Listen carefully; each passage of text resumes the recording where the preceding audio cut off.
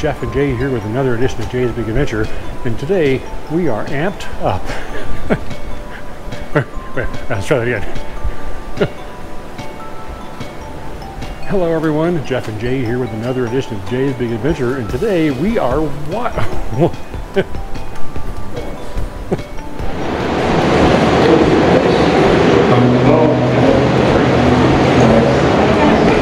Electric motorcycles are the motorcycles of the future. Resistance is futile. I bet today they make us ride on a circuit.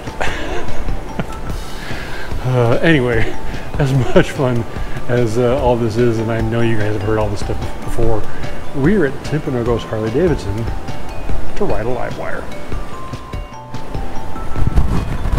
As more and more dealerships become corporate entities and investments for basketball players, it's tough to find a dealership that really truly gets what it is that they do.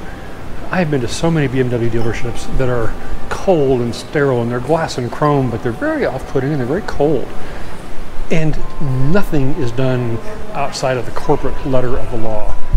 These guys love motorcycles. Look at this stuff.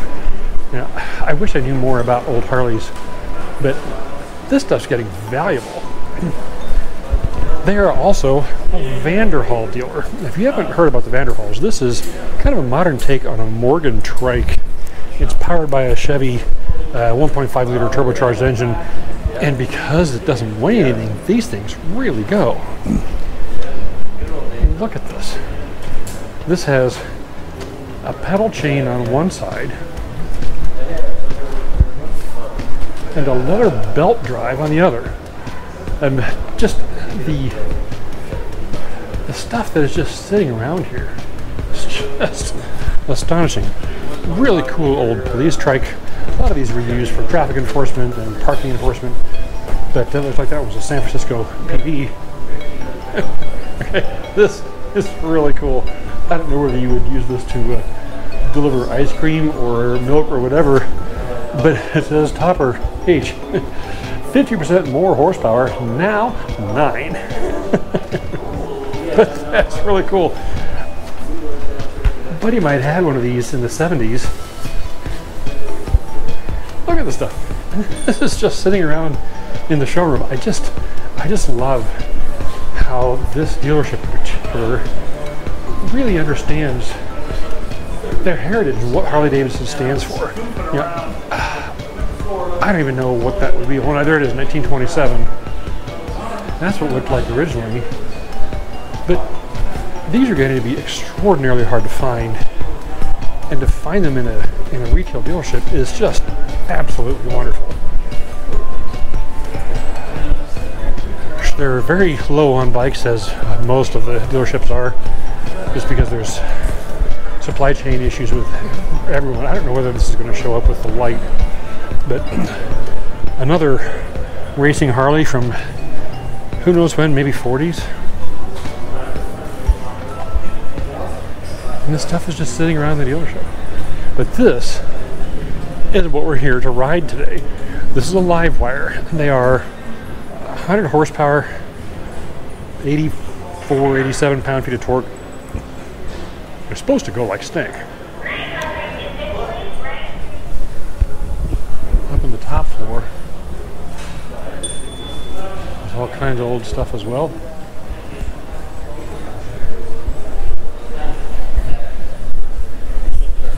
And one of the things that Harley does better than anyone else in the world is merchandising. That's why people that own Harleys have everything that's Harley related. I mean, drinks and shot glasses and jewelry and all the normal stuff. But I love the garden gnomes, right? Look at this. It's just, this is as big as a retail store in the mall. It has absolutely everything you would ever want.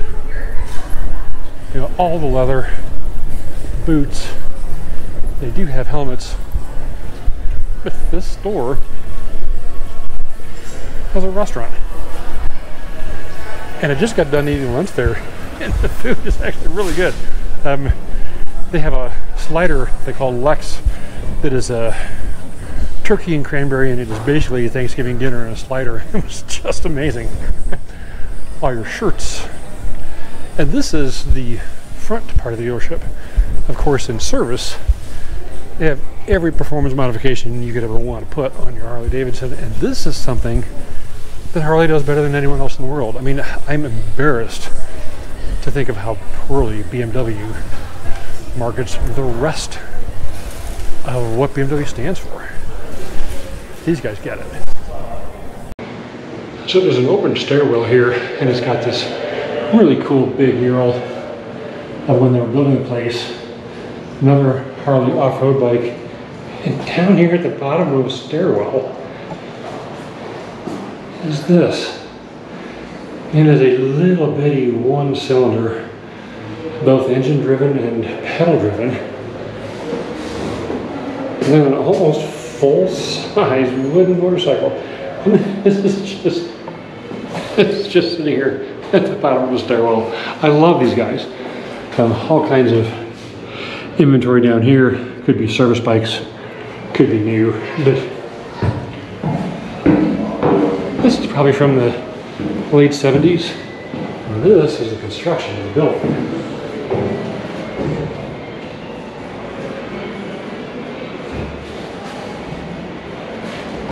How cool is that?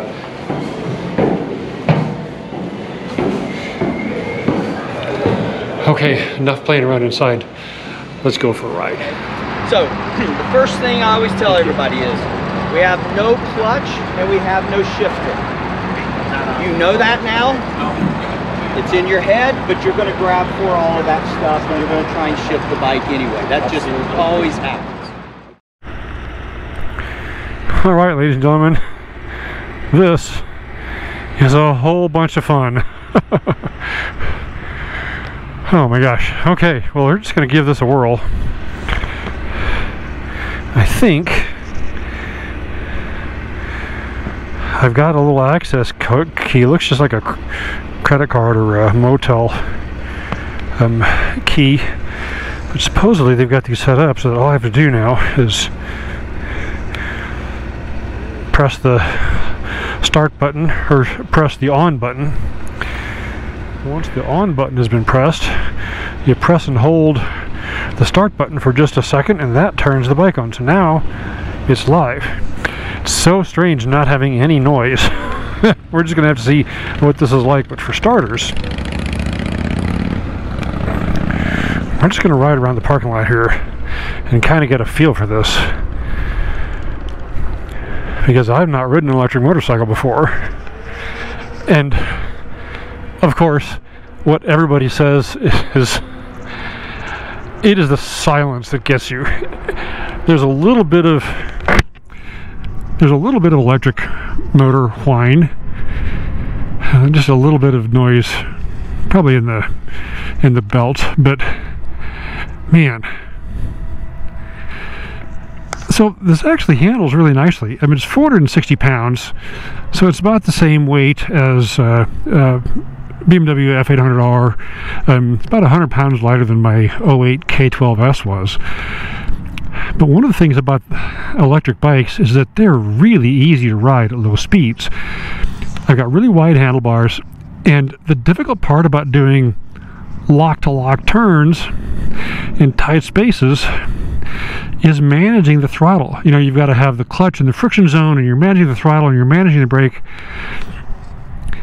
This is really easy because you just turn the throttle down and you don't have to worry about the bike dying and then falling over.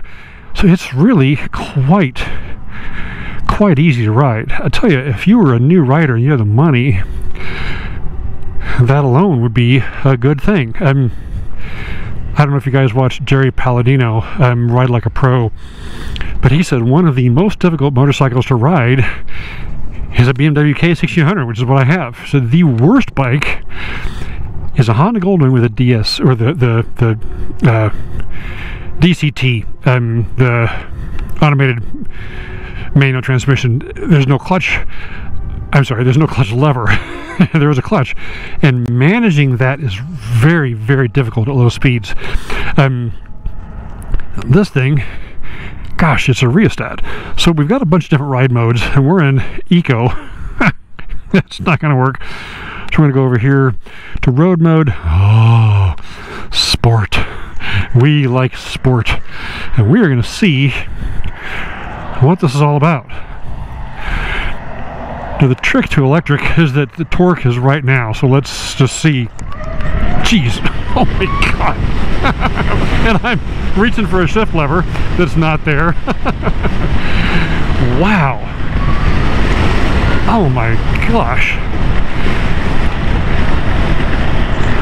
So my K1600 for a big bike is pretty quick. This is just otherworldly because it's right now. You know, if I was on a S1000RR or, you know, any big sport bike, you know, you got to be in the right gear and you got to have the revs in the right part of the rev band, and all of a sudden this is instantaneous. God.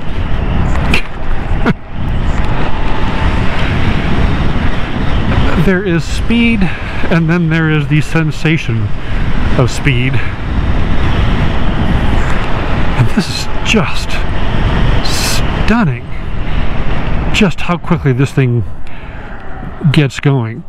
I mean, if you were in a situation in traffic and you needed to be there, oh my gosh, yeah, I mean, no going down 3 gears, no, you know, paddling the shifter and messing with the clutch lever and throttle. You just,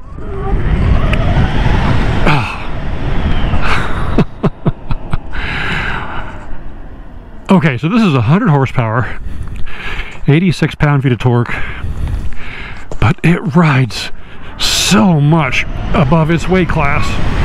And you know, I get to 40 and I'm looking for the shifter that's not there, and I'm looking for the clutch lever that's not here, because I mean, I'm going 40 miles an hour in first gear. I've got to shift. It's going to take some getting used to, but wow, I mean, just so to give you an idea, Harley says that this will go from 0 to 60 in 3 seconds. It will go to 90 miles an hour in 4. So it will add 30 miles an hour to the speed in 1 second. I mean, that's what makes this truly unique, is that it's just insane. And then you get to pull out of traffic.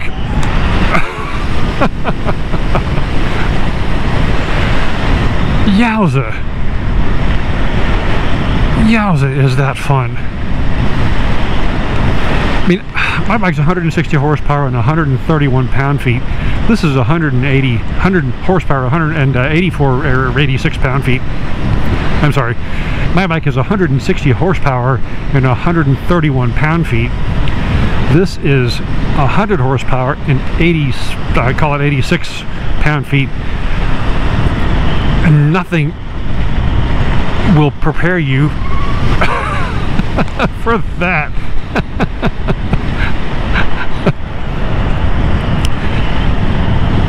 Okay, so let's turn the speed down a little bit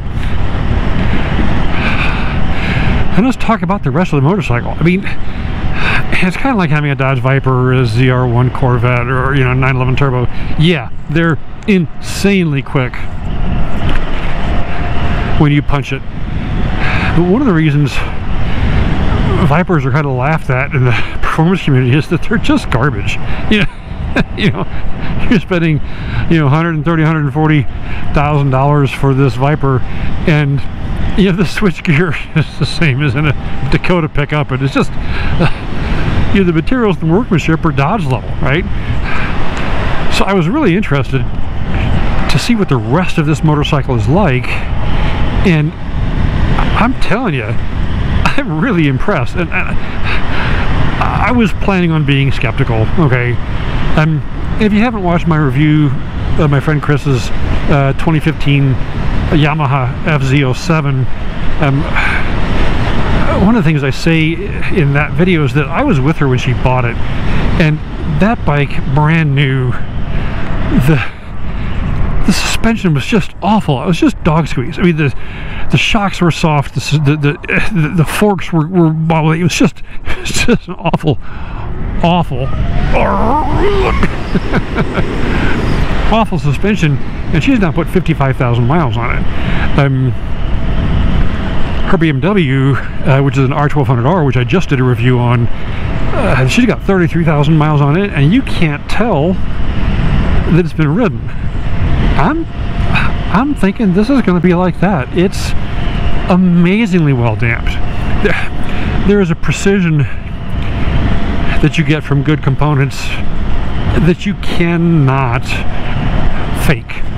You know, we see this on coilover suspensions on BMWs all the time. You know, you can buy an eBay coilover suspension, it's just crap. The expensive stuff is expensive for a lot of reasons, one of which is just that much better. Better components and engineering. I'm really impressed with the suspension. It is well damped, it's adjustable. The rear, I can't think, actually, the fronts might be as well. I'll have to look into that, but I know the rear has some adjustability. It could easily just be preload, but it could be damping as well.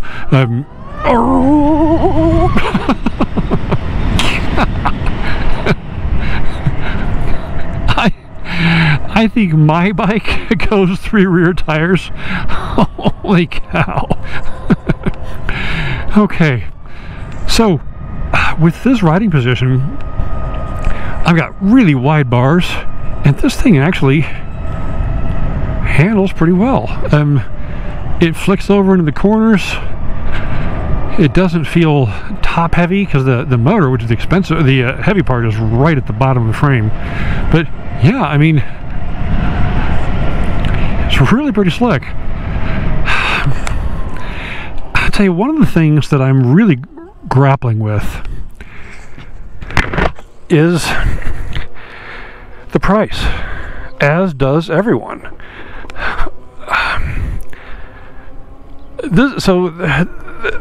These bikes start at $22,700, I think. You know, you're talking, you know, 23 by the time you're done.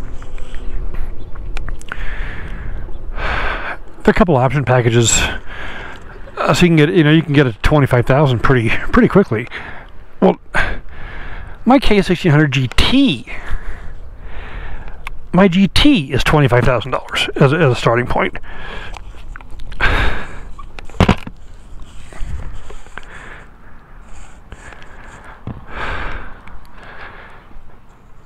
It's kind of hard to justify. I mean, it's really slick. I mean, don't get me wrong. But let's look at this from a different perspective. I'm a BMW guy. A 100 horsepower BMW is an F800R. It's also a naked bike. You can get all the electronic suites on it, everything. Traction control, wheel control, cruise control, all that stuff. I don't know if cruise is on this or not. Oh, look, here's our 2 knobs. So yes, so compression and rebound and ride height are all adjustable. That's pretty slick. But anyway, an F800R is about the same size, about the same weight, about the same power. Only has 63 pound-feet of torque, and you got to shift the gears, but that does make it perform really well. That bike starts at 89.95, and it's a stripped bike, and nobody buys them. And if you option one up nicely, they're 12 grand. This is double that. An F900R is going to get 50 miles to the gallon. Okay, this doesn't require gasoline, but you're going to get the power somewhere. You're going to pay for it one way or another. Now, our home is solar powered. I could throw a couple of solar panels on the roof and actually have a motorcycle that costs me nothing for power. And that's compelling, but is it worth 10 or 12 grand? Is it worth double the money? I don't know. You would have to have an awful lot of disposable income to buy one of these. But if you do, It's a really fun bike. Now, our channel is all about how to buy and sell and make money, and other than my last purchase, where I did exactly what I say not to do, which is buy a new motorcycle. Watch that video. I ended up buying a brand new bike. But here's an interesting take on this. What if we wait a couple years and buy one of these used? You know, it's an electric motor. It has just a few moving parts. They wouldn't have a lot of reliability issues. I'm not going to make any comments about it leaking oil. But now this is a different ballgame. If this bike used was $12,000 and it was the same money as an F900R,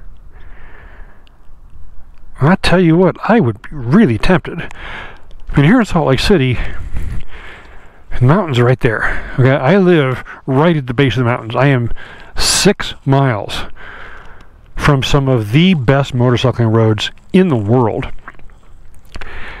I don't have to ride 3 hours to get there. And this bike has a, it's a factory range of 146 miles. The way I'm riding it today, maybe 70, 80, I don't know. Not 146.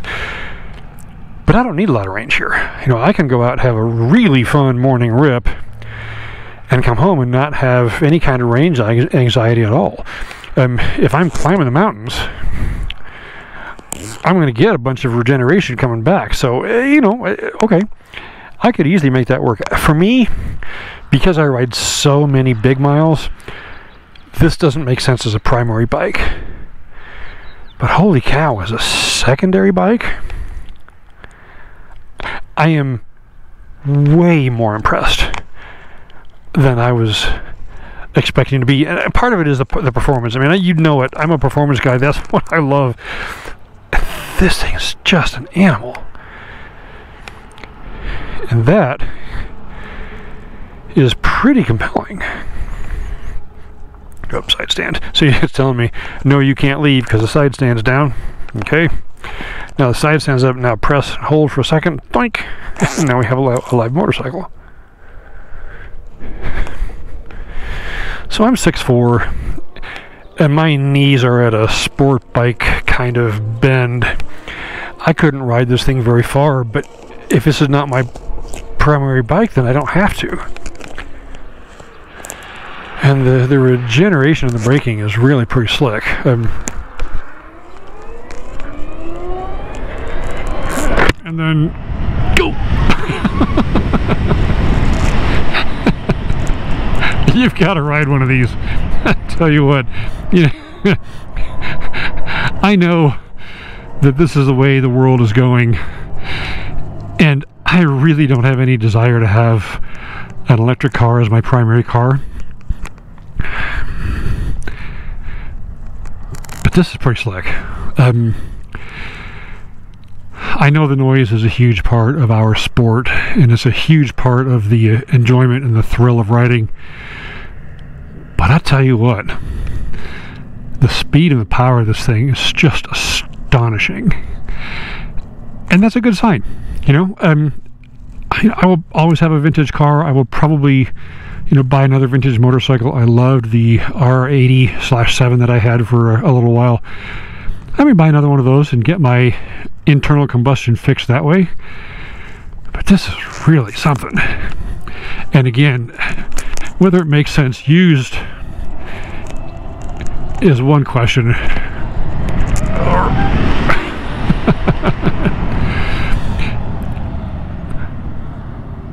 But man, I'm telling you, I am astonished at how astonished I am with this motorcycle. Does it make sense for me? I don't think so. But I'm a really, really small market niche. And this thing is really, I'm just absolutely blown away by just how good this bike is.